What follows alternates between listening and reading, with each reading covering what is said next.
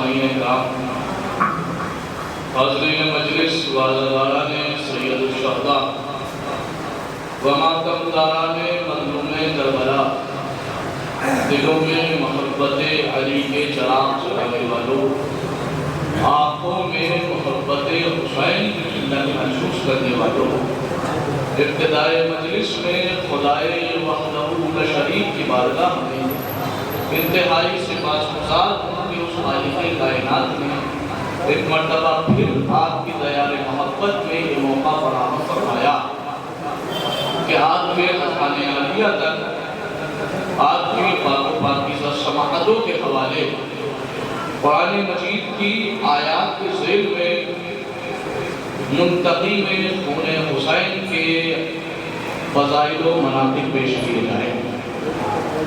یقیناً یہ مجلس منسوب ہے جناب مختار صحابی سے،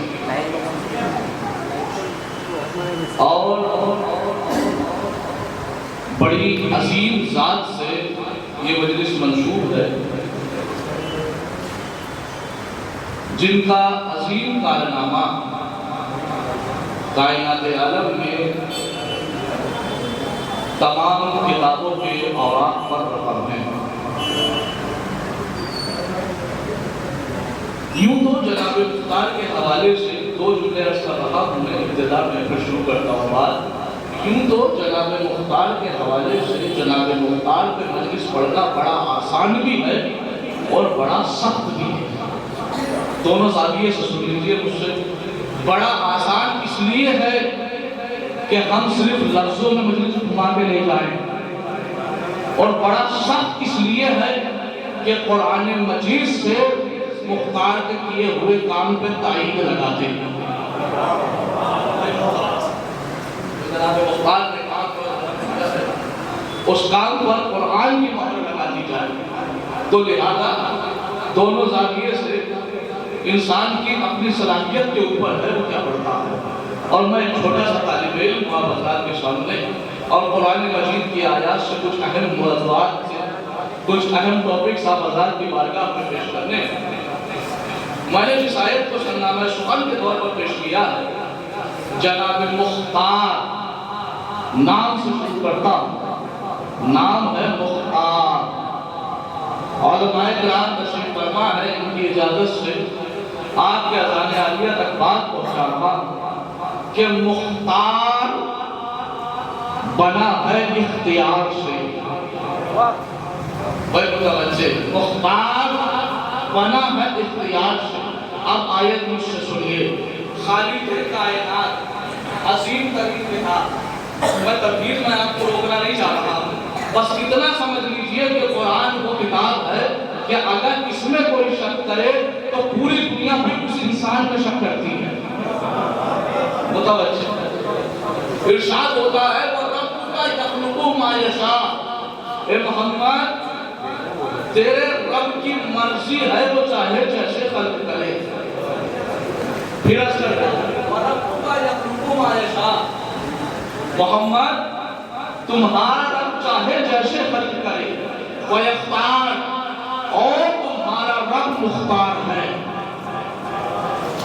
قرآن میں نام ہے اللہ کا مختار، جناب مختار کا نام مختار ایسے نہیں۔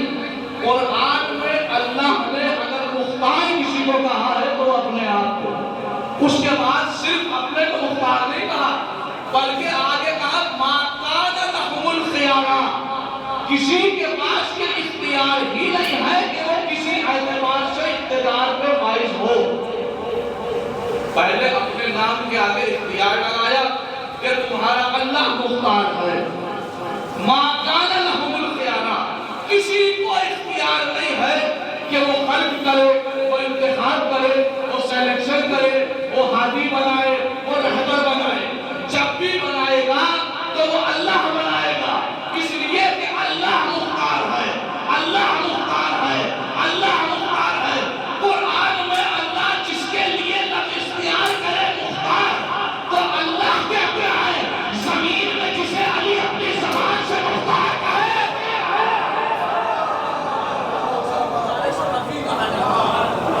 سلامات پڑھے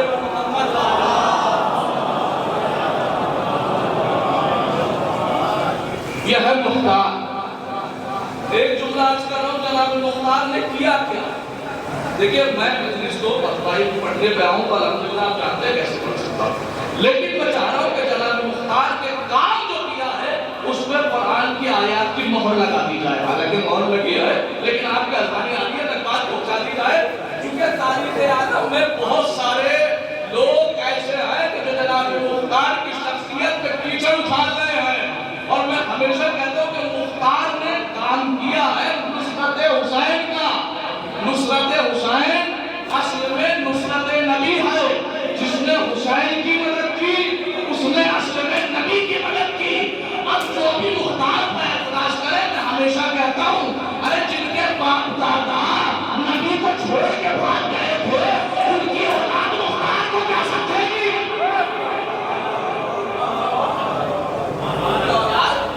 مختار کو کیا سمجھے گی جن کے باپ دادا ہی نبی کے ساتھ نہ رکے ہوں؟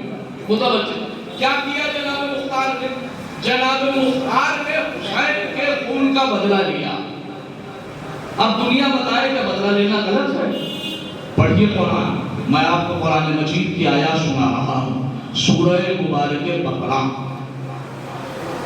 آیت نمبر 178 پارہ نمبر 2 ارشاد ہوتا ہے یا ایھا الذین آمنوا کتب علیکم القصاص فی القتل.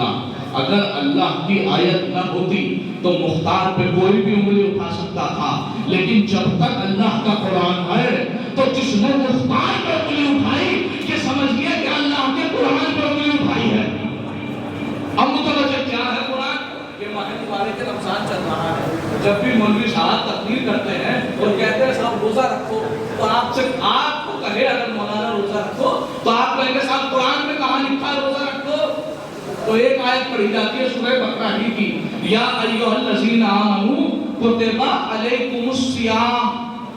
یہ آیت ہے اے لوگوں تمہارے اوپر روزہ لکھ دیا گیا ہے. لکھا گیا ہے لفظ ہے لکھ دیا گیا. علماء کرام تشریف فرمائے کتب علیکم الصیام تمہارے اوپر روزہ لکھ دیا گیا ہے. سارے کے سارے دیوبند سے لے کے ندوہ تک، ندوہ سے لے کے الازہر یونیورسٹی تک سب نے لکھا کہ یہاں کوتبہ بمانے کوتبہ نہیں ہے، کوتبہ بمانے فوریزہ ہے. یعنی تمہارے اوپر روزہ واجب کر دیا گیا ہے. جہاں کوتبہ کا لفظ رمضان میں ماہ رمضان میں روزے کے لیے آیا ہے وہی اللہ نے کہا یا ایھا الذین آمنوا کتب علیکم القصاص. اے لوگوں تمہارے اوپر قصاص واجب کر دیا گیا ہے. قصاص یعنی جانتے ہیں نا قصاص یعنی بدلہ لینا. اللہ قرآن میں کہا ہے تمہارے اوپر قصاص لکھ دیا گیا ہے فی القتل. اگر کسی نے تمہارے کسی بندے کو قتل کیا ہے تو تمہیں اختیار ہے کہ تم اسے قتل کرو. کیا کہا قرآن نے؟ الحر بالحر. اگر تمہارے آزاد بندے کو قتل کیا ہے تو تمہیں اختیار ہے کہ تم اس کے آزاد بندے کو قتل کرو. والعبد بالعبد. اگر تمہارے غلام کو قتل کیا ہے تو تمہیں اختیار ہے تم اس کے غلام کو قتل کرو. اس کے بعد قرآن نے کہا والانثى بالانثى. اگر تمہاری خاتون کو قتل کیا ہے تو تمہیں اختیار ہے. قرآن ہے مسلمانوں تو لہذا تم اس کی خاتون کو قتل کرو. یہی نہیں بلکہ کہا النفس بالنفس. موت کا بدلہ موت. السن بالسن. دانت کا بدلہ دانت. الانف بالانف. ناک کا بدلہ ناک. الاذن بالاذن. کان کا بدلہ کان. یعنی اگر کسی نے آنکھ کو اذیت دی ہے تو تمہیں اختیار ہے کہ تم آنکھ کو اذیت دو. اگر کسی نے دانت کو اذیت دی ہے تو تمہیں اختیار ہے تم دانت کو اذیت دو. اگر کسی نے جان لیا ہے سنا جملہ اگر کسی نے جان لیا ہے تو تمہیں اختیار ہے کہ تم جان لو. بھیا مختار نے کیا کہا جس نے تیر چلایا تھا اس میں ویسا ہی تیر چلایا جس نے ہاتھ کاٹے تھے.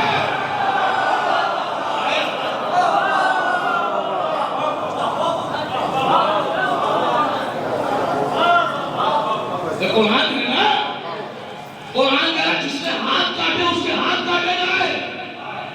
جس نے آنکھ پہ حملہ کیا اس کی آنکھ پہ حملہ کیا جائے. مختار نے کیا مختار قید کرا کے لے کے آیا کرتے تھے اور پوچھتے تھے پتا تم نے کربلا میں کیا.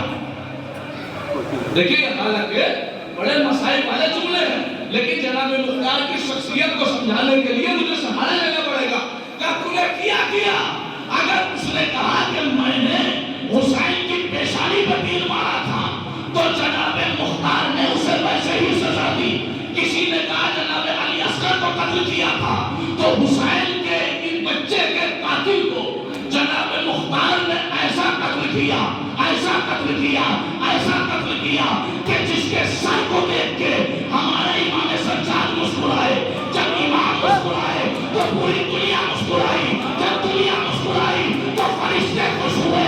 جب فرشتے خوش ہوئے تو اللہ خوش ہوا. ارے جس کے حملے سے اللہ خوشوں سے مختار کے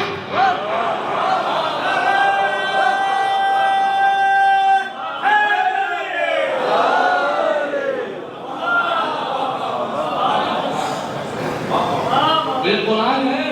قرآن کے خلاف آئے گا مسلمان. اسی آیت میں اللہ نے شرط لگا تھا. کیا کہا؟ وَمَن يَحْكُم بِمَا أَنزَلَ اللَّهُ فَأُولَٰئِكَ هُمُ الظَّالِمُونَ. کہا اگر قرآن کے مطابق فیصلہ نہ کیا تو ظالم کہلاؤ گے. یعنی کیا مطلب؟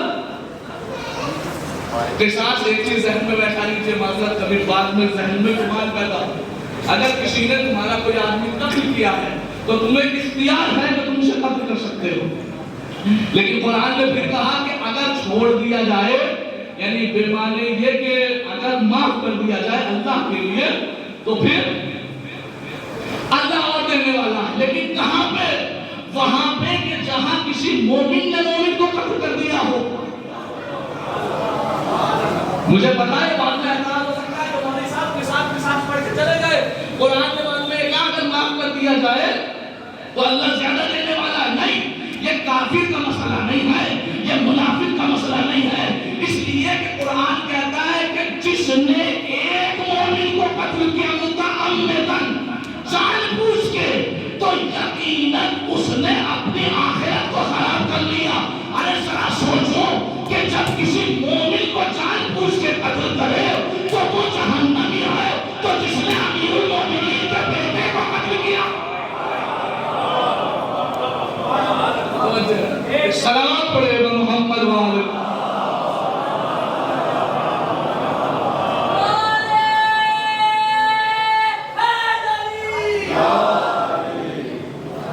متوجہ. اب جناب مختار کو کیا ضرورت تھی انتقام لینے کی؟ یہ بھی سنیے.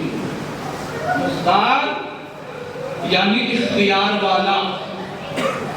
مختار یعنی جس کے ہاتھ میں اختیار ہو. ایک سوال ہوتا ہے معذرت کے ساتھ, بڑی آرام سے سمجھا کے جاؤں گا. اگر بات سمجھ میں آ جائے تو تائید کیجیے, اور بات سمجھ میں نہ آئے تو میری طرف پلٹا دیجیے گا, پھر انشاءاللہ کبھی تشریح کروں گا. متوجہ. کیا ضرورت تھی جناب مختار ثقفی کو کہ حسین کے خون کا بدلہ لے؟ جیسے دوسرے خاموش تھے, مختار بھی ہو سکتے تھے, ہے نا. معذرت کے ساتھ جو ذہن میں سوال لوگوں نے پیدا کیا ان کے جواب دے. کہا جب سب خاموش تھے تو مختار بھی خاموش ہو جاتے. کیا ضرورت تھی مختار کو بدلہ لینے کے لیے؟ یعنی جو ظلم کربلا میں ہوا اس پر خاموشی اختیار کر سکتا تھا مختار, لیکن کیا کیوں نہیں؟ مگر تم نے قرآن پڑھا ہے کہ ظلم کے خلاف آواز اٹھانا کتنا ضروری ہے. کہنے لگے کیا مطلب؟ میں نے کہا اٹھائیے قرآن مجید. اس لیے کہ میں جو دعویٰ کر رہا ہوں ہر چیز دلیل قرآن کی آیت ہے. کہنے لگے بتائیے کہاں لکھا ہے؟ میں نے کہا اٹھائیے قرآن مجید 30واں پارہ سورہ مبارکہ شمس. ارشاد ہوتا ہے بسم اللہ الرحمن الرحیم والشمس وضحاها والقمر اذا تلاها والنهار اذا جلاها والليل اذا يغشاها والسماء وما بناها والارض وما طحاها ونفس وما سواها فالهمها فجورها وتقواها قد افلح من زكاها وقد خاب من دساها كذبت الثمود بتقواها اذ انبعث اشقاها فقال لهم رسول الله ناقة الله وسقياها فكذبوه فعقروها. بڑی غور سے سنیے گا قسم اللہ, بہت بڑے اعتراض کا جواب دے رہا ہوں. جو کہتا ہے کہ ظلم کے خلاف آواز اٹھانا کیوں ضروری ہے, مجھ سے سنیے کیوں. قرآن نے اس سورے میں 7 قسمیں کھائی. ویسے تو قرآن نے بہت قسمیں کھائی ہے الگ الگ جگہ, لیکن جتنی ایک 7 قسم اس سورے میں کھائی ہے کہیں نہیں کھائی. پہلے تو قرآن کی اطاعت کس کی ہے؟ اللہ، شک نہیں ہو سکتا. دوسری یہ کہ شرط لگا دی کہ ذالک الکتاب لا ریب فیہ، اس میں کوئی شک نہیں. اور پھر تیسری یہ کہ 7 قسم کھا کے اللہ کوئی بات کہہ رہا ہے. سوچیے وہ بات کتنی قیمتی ہوگی، خدا کے واسطے سنیے. والشمس وضحاها، سورج کی قسم جب وہ اپنے عروج پہ، والقمر اذا تلاها، چاند کی قسم جب وہ اس کے پیچھے ہو یعنی منزل کمال پر، دن کی قسم، رات کی قسم، آسمان کی قسم، زمین کی قسم، نفس کی قسم. 7 قسمیں کھا کے کیا کہا؟ فَكَذَّبُوهُ فَعَقَرُوهَا، ان سب نے جناب صالح کو جھوٹا کہا، ان سب نے جناب صالح کی اونٹنی کے پیر کاٹ دیے. نہیں پہنچے نا، اس لیے کہ میں نے پس منظر نہیں بتایا. پس منظر یہ ہے، بڑی غور سے سنیے، ظلم کے خلاف آواز اٹھانا کیوں ضروری ہے. ہوا یہ تھا کہ ایک نبی تھے جناب صالح، سنا ہے نا؟ بالکل سنا ہوگا. جناب صالح، اللہ نے کہا اے صالح کا پروردگار یہ مجھے مان نہیں ہے، مجھے کوئی گواہ چاہیے. کہا ٹھیک ہے تم پہاڑ کے پاس جاؤ. جیسے پہاڑ کے پاس جاؤ گے تو پہاڑ پھٹے گا اور اونٹنی نکل آئے گی. متوجہ قرآن پڑھ رہا ہوں آپ کے سامنے، اپنے کوئی لفظ نہیں. جناب صالح گئے، پہاڑ پھٹا، اونٹنی نکل آئی. یہ جناب صالح کا گواہ ہے. ایک جملہ رکے یہاں کہہ دوں، جناب صالح کی رسالت کا گواہ کیا ہے؟ کہ ناقۃ اللہ، اللہ کا ناقہ ہے. کہاں سے آیا؟ کہ پتھروں کو پھاڑ کے آیا. کہ گواہ میں کم سے کم اتنی تاثیر تو ہوتی ہے کہ صالح کا گواہ ہے تو پہاڑ کے پتھروں کو پھاڑ کے، محمد کا گواہ ہے تو کعبے کی دیوار.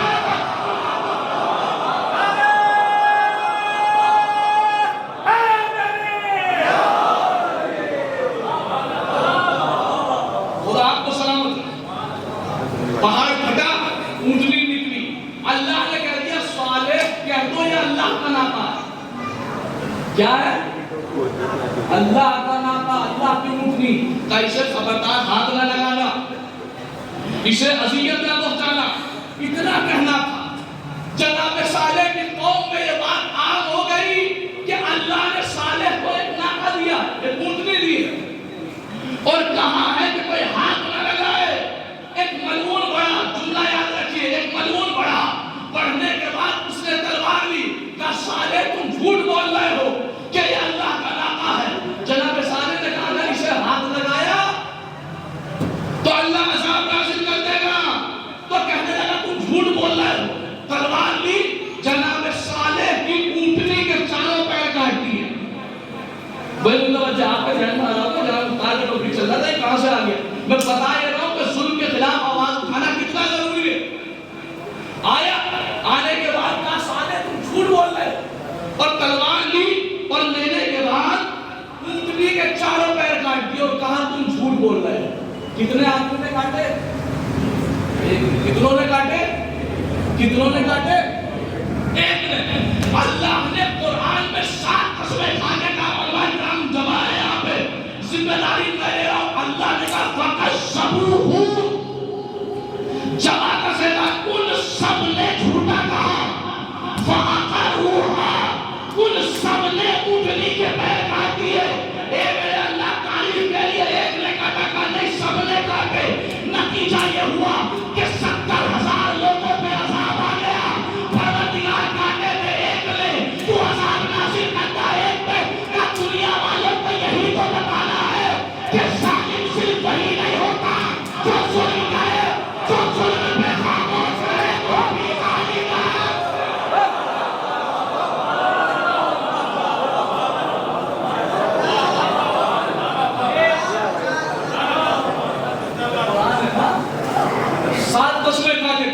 فَكَذَّبُوهُ فَعَقَرُوهَا، سب نے کاٹے.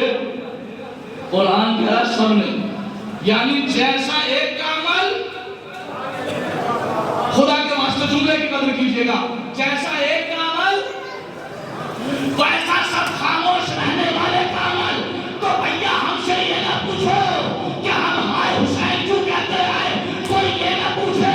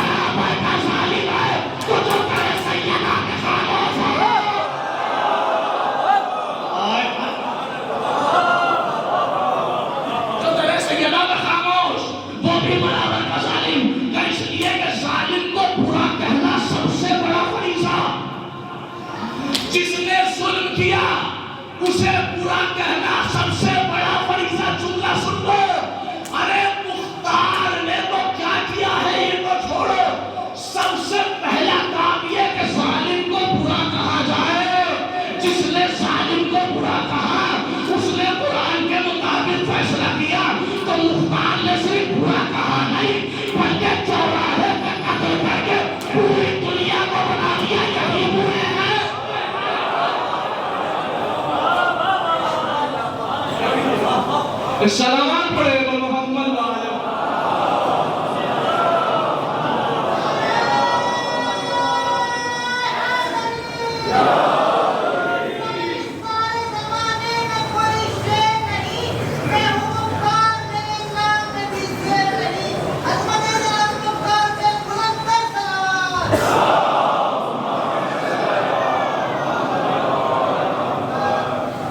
تو لہذا جو ظلم پہ خاموش وہ برابر کا حصے دار، تو صاحب جو بھی حسین کے قتل میں خاموش ہے، ہم شیعہ کا فنڈامنٹل صاحب ہے، ہم تو صرف اسے مانتے ہیں جسے قرآن مانتا، بے ساختہ ہم اسے مجلسوں میں سن چکے ہیں، ہم نے صرف اسے مانا ہے جسے قرآن نے مانا ہے، اور قرآن نے صاف صاف کہا ہے وَلَا تَرْكَنُوا إِلَى الَّذِينَ ظَلَمُوا، لوگوں تم اس سے محبت ہی نہ کرنا کہ جس نے ماضی میں ظلم کیا ہے۔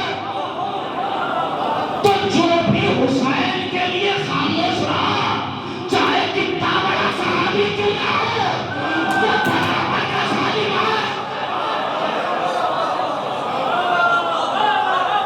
اور جس نے حسین کے لیے آواز اٹھائی، چاہے قیدی کیوں نہ ہو، ہمارے سر کا تاج ہے۔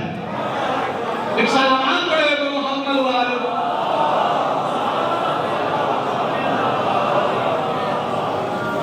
اس لیے کہ صاحب حسین پر جو ظلم ہوا ہے اس کا انتقام لینا ضروری تھا۔ اور سنیے، آج یہ ماہ مبارک رمضان، ابھی چند مہینوں میں محرم آئے گا، آپ ماتمی دستے لے کے گلیوں میں جائیں اور جانے کے بعد ہائے حسین کی صدائیں بلند ہوگی، سننا ظلم کے خلاف، ہائے حسین کی صدائیں بلند ہوگی۔ ابھی تک جو دفتر بند ہے، ابھی تک جن دکانوں میں تالے لگے ہوئے ہیں، محرم کے آنے سے ایک مہینہ پہلے وہ تالے کھلیں گے، دکانوں کی گرد صاف ہوگی، مفتیوں کے قلم میں زور آئے گا اور آگے فتویٰ دیں گے حسین کے لیے ماتم کرنا۔ آیت نمبر 148 منبر سے کہہ رہا ہوں، ترجمے کی ذمہ داری لے کے کہہ رہا ہوں، سن لو لوگوں، اگر کسی کو شک ہو تو تمہاری بستی امام اس وقت چاہے جیسے پوچھ لینا، لیکن یاد رکھو گھروں میں قرآن ہے، قرآن میں آیت نہ ملے تو حافظ محمد رضا خطا کار ہے، لیکن اگر قرآن میں آیت ہو تو پہلے قرآن پڑھنا، بعد میں حسین کے جلوس پر اعتراض کرنا۔ کہنے لگے کہا ہے، میں نے کہا اٹھاؤ قرآن، سورہ نساء آیت نمبر 148 ارشاد ہوا لا يحب اللہ الجہر بالسوء من القول، لا يحب اللہ، مثال دے کے سمجھا دوں، ابھی رک جاؤں گا، لا ہے لا نفی، متوجہ، لا نفی، لا يحب اللہ، اللہ محبت نہیں کرتا، اللہ لائق نہیں کرتا، اللہ کو پسند نہیں ہے کیا؟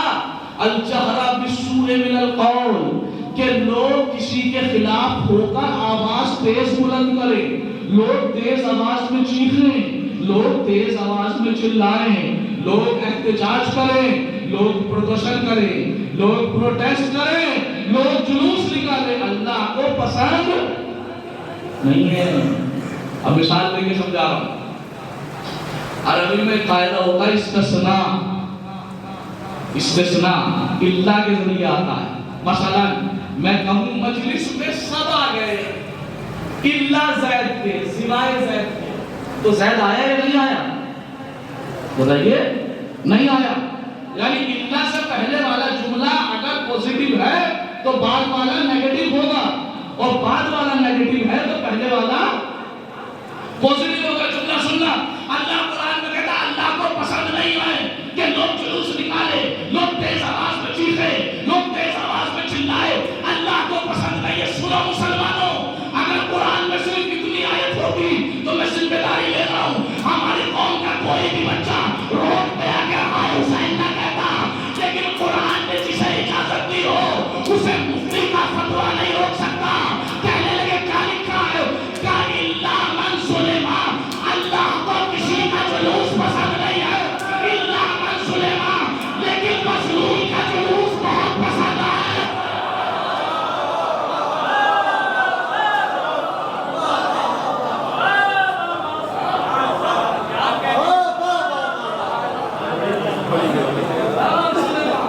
لیکن جس پہ ظلم ہوا ہے اس کے لیے آواز اٹھائی جا سکتی ہے.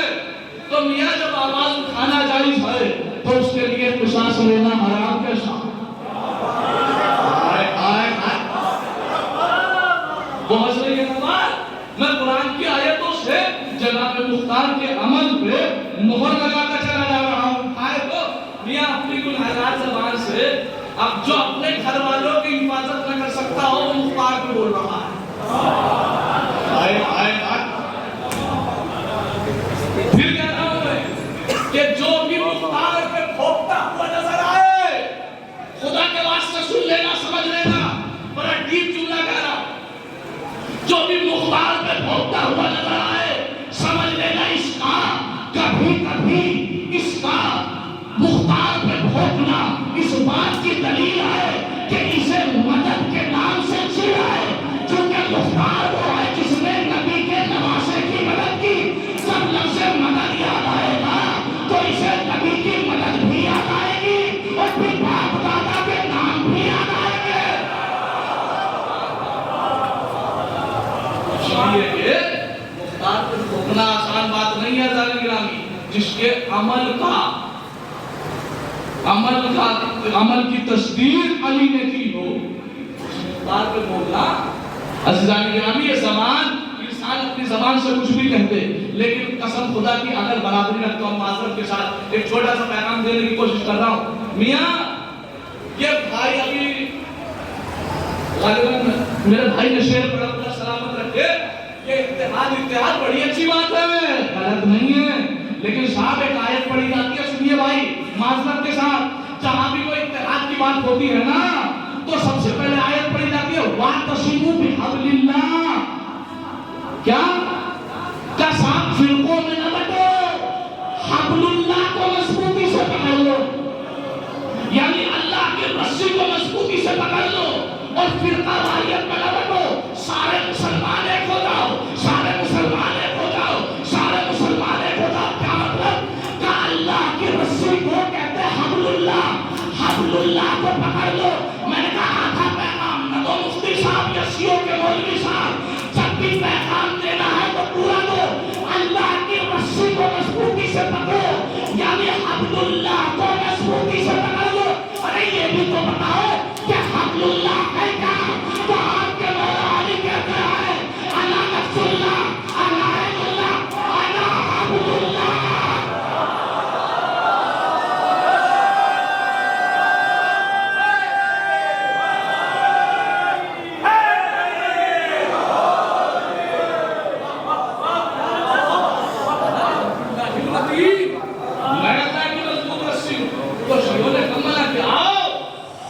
علی کو مضبوطی سے پکڑو تو ہم نے تمہیں پکڑا.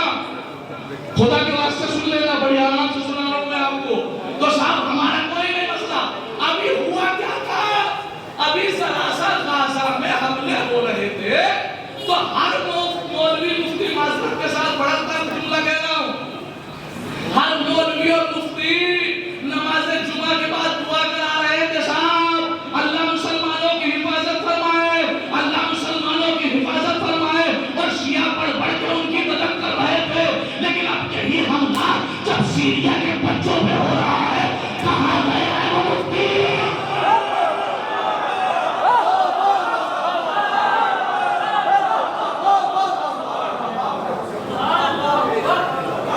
کہاں گئے وہ مولوی؟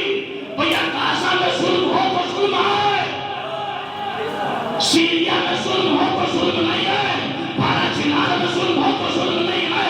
اگر انسانیت کے بولنے والے ہو تو وہاں بھی بولو یہاں بھی بولو. ارے صاحب مطلب صاف ہے کہ جو غازہ میں بول رہے تھے وہ یہاں نہیں بول رہے ہیں. اس کا مقصد یہ ہے کہ صاحب ان کے پاس کچھ ایسا ہے جو بولنے والوں کو برداشت نہیں ہے. اسی کا نام تو ولایت ہے.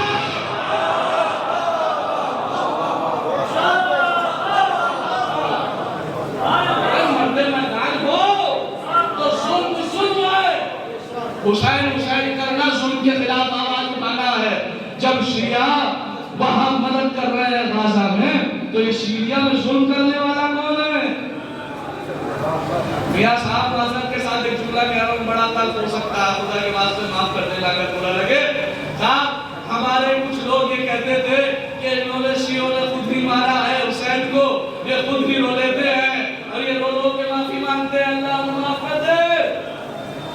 ہم نے مان دیا یہ شیعہ یہ خود روتے ہیں، خود ہی نے مارا ہے، خود روتے ہیں.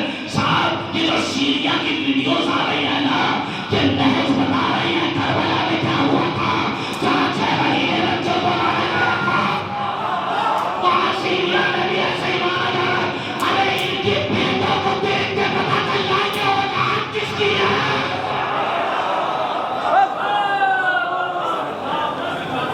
انہیں دیکھ کے پتا چل رہا ہے ان کے باپ دادا کون تھے. تو ساتھ جس کا رشتہ ان ظالموں سے ہے اسی نے حسین کو مارا. تو جو انہیں برا کہے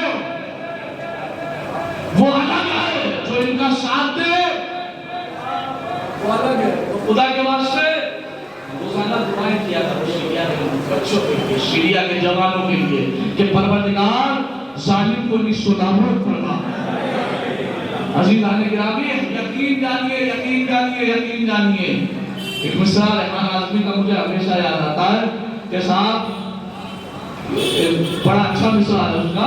وہ کہتے ہیں کہ کانٹے کا سانپ دودھ پلانے کے بعد بھی.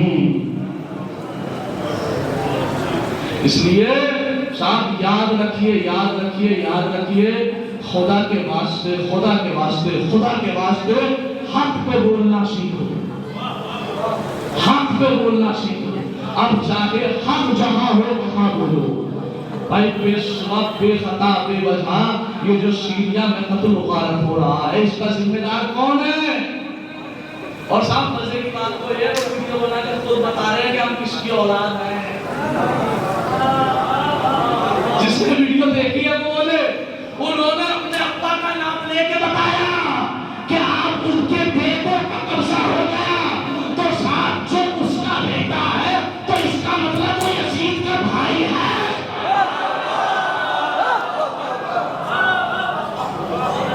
سلام پڑھے گا محمد وآل محمد.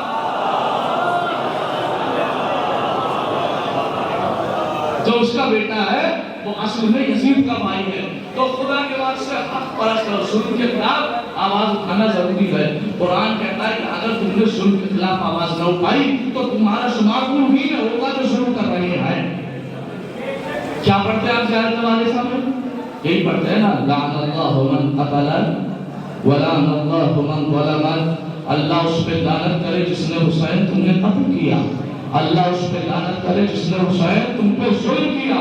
ولعن اللہ امتن قتلت بذالک سمیت و رضیت پہ، اور جو سن کر اس پہ راضی رہا اس نے بھی حسین کو قتل کیا اس پر بھی لعنت ہو. تو عزیزان گرامی میں بتا رہا تھا نصرت جناب مختار کو برا وہی کہتے ہیں کہ جو نصرت کے نام سے ڈرتے ہیں، جو مدد کے نام سے ڈرتے ہیں. تو جس کو مدد کے نام سے ڈر لگتا ہے وہ پڑھو نا قرآن میں کون ہے جن کے باپ داداؤں نے نبی کی مدد نہ کی ہو تو حسین کی مدد کیا کرتے. آؤ قرآن مجید تمہیں پڑھ کے سنا دوں. ایک بڑی آیت اہم یاد آ رہی ہے. اگر قرآن مجید ہے آج زمانے میں کوئی جھوٹا بڑا مولوی ہو معذرت کے ساتھ میں قرآن میں آپ کو جا رہا ہوں، میں کسی کے خلاف نہیں بول رہا ہوں، میں اس کے خلاف بول رہا ہوں جو مختار کے خلاف بولا ہے. معذرت کے ساتھ نام لے کے نہیں بول سکتا ہوں لیکن میں بڑے آرام سے آپ تک بات پہنچا رہا ہوں کہ صاحب وہ تو اتنا بڑا عالم ہے، اس کے سر پہ تو اتنا بڑا امامہ ہے، وہ تو پاکستان کی سرزمین کا بہت بڑا عالم ہے. اگر ایسا عالم پہ لعنت ہو آپ کہیں گے وہ کیسے؟ میں نے کہا قرآن سے. میں نے کہا اٹھا قرآن مجید سننا، خدا کے واسطے سننا. کہنے لگے کہاں لکھا ہے؟ میں نے کہا اٹھا قرآن. وَاتْلُو عَلَيْهِمْ نَبَأَ الَّذِي آتَيْنَاهُ آيَاتِنَا. اے محمد اپنی قوم کو اس کا قصہ سناؤ. کس کا؟ آتَيْنَاهُ آيَاتِنَا، جس کو ہم نے اپنی آیتیں دی تھی. نوجوانوں غور سے سننا، اس لیے کہ میں قرآن کے خلاف نہیں پڑھ رہا ہوں، صرف قرآن ہی کا پیغام پہنچا رہا ہوں. اے محمد پیغام پہنچاؤ، اپنی قوم کو قصہ سناؤ. کس کا؟ آتَيْنَاهُ آيَاتِنَا، جس کو ہم نے اپنی آیتیں دی تھی.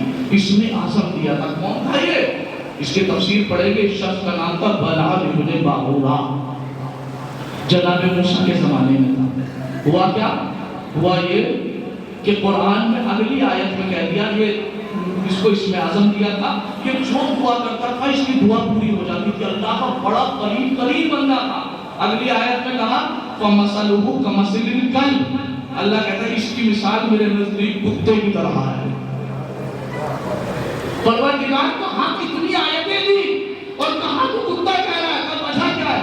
کا وجہ یہ ہے کہ جناب موسیٰ کے لیے فرعون کے پاس، فرعون کے آدمی اس کے پاس آئے کہ موسیٰ کے لیے بددعا کر دو. ہم اتنی جلد کیوں کریں موسیٰ سے لڑیں اور یہ کریں اور وہ کریں، اس سے اچھا بلعام ابن باعورہ تم دعا کر دو اور موسیٰ اس دنیا سے چلے جائیں گے، یعنی موسیٰ جو ہے وہ مر جائیں گے، ہمارا کام آسان ہو جائے گا. بلعام ابن باعورہ نے کہا نہیں بھائی، موسیٰ کی وجہ سے اتنی عظمت ملی ہے، جاننا تھا، پہچاننا تھا. کہا نہیں، کہا اچھا ٹھیک ہے. بیوی نے بہتایا کہ ایک دعا ہی تو کرنی ہے. یہ چلا کندھے پہ سوار ہو کے جانے لگا اور اب جا کے ہاتھ اٹھا کے کہتا ہے پروردگار موسیٰ کو ہلاک کر دے. کہنے والا تھا موسیٰ نکل رہا ہے پروردگار فرعون کو ہلاک کر دے. کہنا چاہ رہا ہے موسیٰ، نکل کیا رہا ہے فرعون.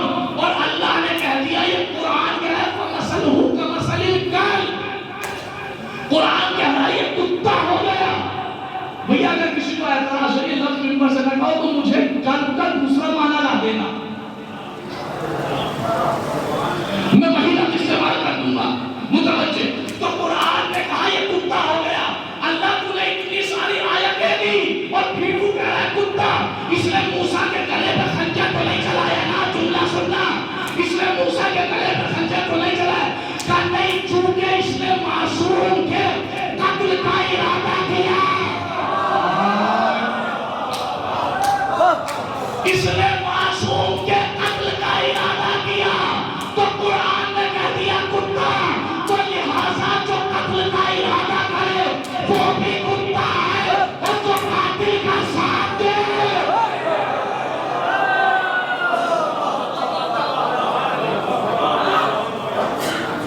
میں اپنے بات سے وہ نہیں کہہ رہا، اسی لیے سینہ ڈھول کے کہتا ہوں قرآن سے کہ قرآن جیسی آیات جب تک ہے تب تک مختار کے ہر عمل پہ مہر ہے. دنیا میں اس زمانے میں علی نے مہر لگائی تھی اور قرآن نے. آج علی ہمارے سامنے ان آنکھوں سے نہیں دکھائی دے سکتے، تو آج میں قرآن پڑھ کے بتا رہا ہوں کہ مختار کا ہر عمل قرآن سے ہوتا ہے. کوئی ایک بندہ تو آئے آگے ذرا مجھے دکھائے کہ مختار کی مانا اللہ خابیاں کیا رہی. جو بچپن میں حسین کے پیروں کی نیچے کی مٹی کو اپنے سر پہ ڈالتا ہو، اس کا مقابلہ دنیا میں نہیں. خدا کے واسطے سمجھو مقام کیا ہے، مقام کیا ہے جناب مختار کا. مختار نے بچپنے میں حسین کی قدموں کی نیچے کی خاک کو سر پہ ڈال کے اپنے دل سے وعدہ کیا تھا حسین میں تیرے خون کا انتقام لوں گا. عزاداران امام مظلوم کربلا زنجیر مختار کو پہنائی گئی، اور جب زنجیر کا نام آتا ہے تو زنجیر کے نام سے یاد آتا ہے میرا چوتھا امام سجاد. زنجیر سجاد کو بھی پہنائی گئی. ہاتھوں میں ہتھکڑیاں مختار کے بھی تھی، ہاتھوں میں ہتھکڑیاں سجاد کے بھی تھی، پاؤں میں گوڑیاں مختار کے بھی تھی، پاؤں میں گوڑیاں سجاد کے بھی تھی. لیکن آزادارہ روایت کہتی ہے کہ جب مختار چلتے تھے ہاتھوں میں ہتھکڑیاں تھی، پاؤں میں بیڑیاں تھی، لیکن مختار کا سر فخر سے اونچا رہتا تھا. لیکن جب سجاد چلتے تھے تو سجاد کا سر ہمیشہ جھکا رہتا تھا. اے مولا وجہ کیا ہے؟ شاید میرے مولا جواب دے رہے مختار کے ساتھ مختار کی ماں بہنے گئی تھی. ارے سجاد کیسے سر اٹھائے؟ اگر سر اٹھائے تو سائنت کی میری داری.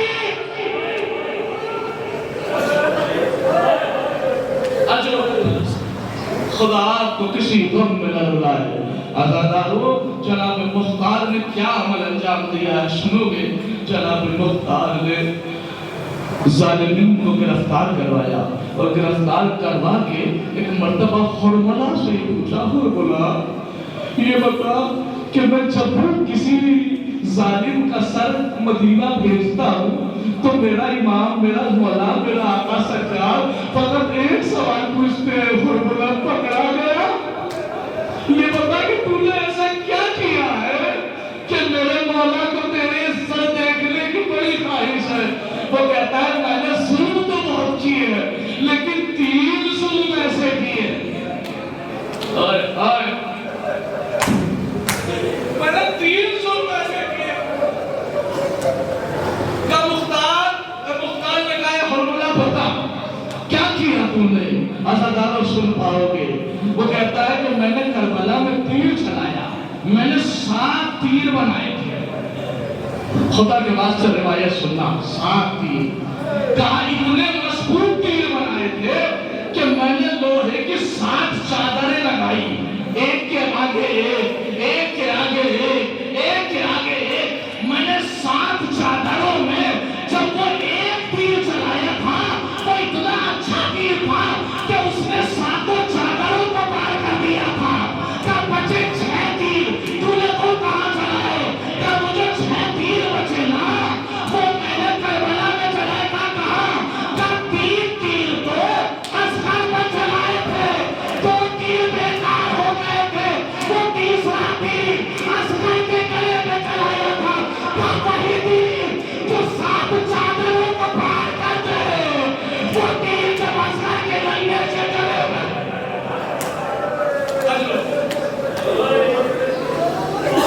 اجرکم السہرا،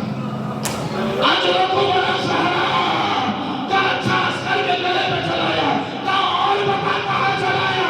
کہا ایک تیر جب میں نے دیکھا عباس نے مشک بن لیا ہے اور خیمے میں جا رہے ہیں، آواز دی اگر پانی پہنچ گیا تو فوت کا نشہ بدل جائے گا، میں نے تیر جوڑا اور بچ کے سکینہ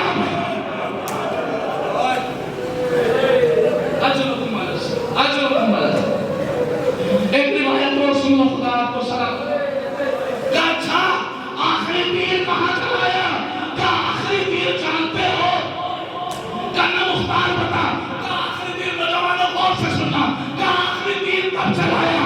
جب کربلا میں عصر عاشور حسین گھوڑے پہ تھے، اتنے زخمی تھے، کبھی آگے کبھی پیچھے، جب دائیں جانب گرنا چاہتے تھے تو دائیں جانب سے دینا، کوئی بائیں جانب سے حسین نیچے نہیں آ رہے تھے۔ کب بھی تو نے کیا کیا؟ کہ میں نے اس وقت تیر چلایا حسین کی پیشانی پر۔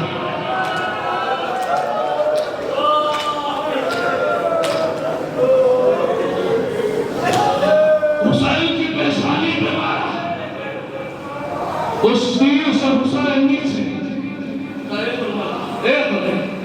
یہ بتا تو نے اتنے ظلم کیے، کبھی تیری آنکھوں میں آنسو آیا؟ کہ ایک منظر ایسا تھا کہ میری آنکھوں میں آنسو آ گیا۔ قسم خدا کی دل پہ ہاتھ رکھ کے روایت سننا، وہ روایت سنا رہا ہوں کہ جس پہ حرملہ کی آنکھوں میں آنسو آیا۔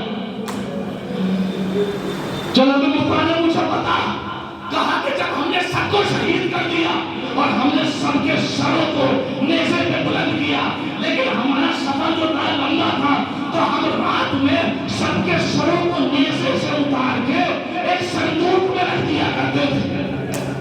کہا پھر رات کے کسی پہر میں چونکہ ایک ایک رسی سے ہم نے 12 گلے باندھ رکھے، کہا ہم رات میں ایک بیوی کو کھول دیا کرتے تھے۔ تب پھر کیا ہوا؟ کہ ایک رات میں شام کے جاتے وقت ہم نے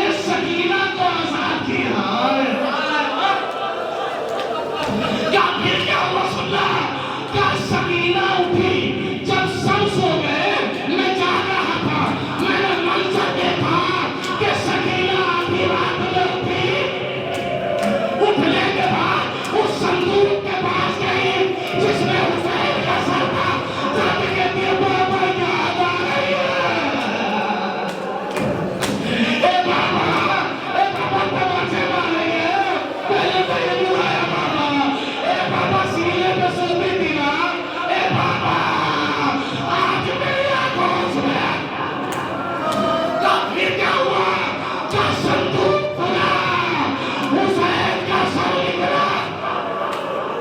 सुनना ज़रा, हुसैन का सर निकला। सकीना ने आगोश में लिया, सकीना ने आगोश में लिया।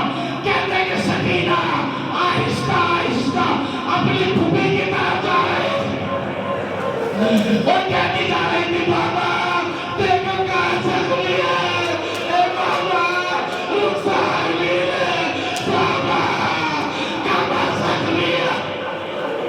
तब मैंने ये सोचा, अगर ये साल आधी रात में ज़ैनब के पास पहुंच गया तो सब गिरिया होगा, हमारी नींद बेकार होगी। तब भी क्या किया कि सकीना ने बाबा के सर को ले रखा था। मैंने करबला की, मैंने शाम की जमीन से एक पत्थर उठाया, सकीना के पैरों पे मारा, वो सकीना के पैर में सकीना गिर गई।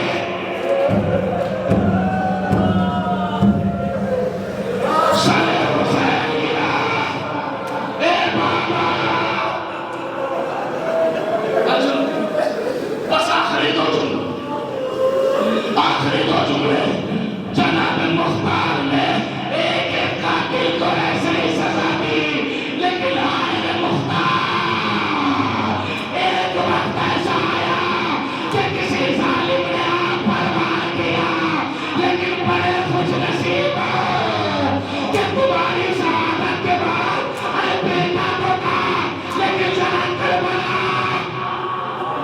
सज्जाद जैसा बीमार, हाथों में हथकड़ियां है, पाँव में बेड़ियां है, और कह रहे बाबा कैसे क़दम ख़ुदाई बस वसयालम नदीम वाले इलाह, तुझे वास्ता मोहम्मद वाले मोहम्मद हमारे इस मुख्तसर से इबादत को कबूल फरमा।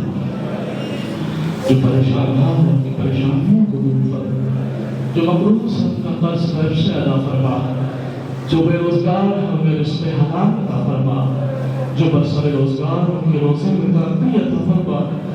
परवरदिगार तुझे अहले बैत अतहार का वास्ता, शहज़ादी ज़हरा के टूटी हुई पहलू का वास्ता, शियाने नज़र करार की जान माल सकाबुल की हिफाजत फरमा। बिलखुसूस शियाने सीरिया और लबनान की, पाकिस्तान और बालाचिनार, परवरदिगार वहाँ के शियों की हिफाजत फरमा। मेरे महबूब के वास्ता मोहम्मद और आले मोहम्मद का, ए मेरे महबूब सबसे अहम तेरी बारगाह में दुआ है, खालिक व मालिक परवरदिगार हमारे सरों पे साया है, लेकिन आज भी हुसैन की माँ की कब्र पे साया है। परवरदिगार टूटी हुई कब्र की जगह तामीर फरमा, शहज़ादी ज़ैनब और शहज़ादी सकीना के रोज़े की हिफाजत फरमा। परवरदिगार हमारी नमाज और रोज़ों को कबूल फरमा, इमाम ज़माने के ज़ुहूर में ताजील फरमा, हमें उनके आवाम अंसार और नाज़रीन को शुमार फरमा। रब्बना तक़ब्बल मिन्ना इन्नका अंतस समीउल अलीम।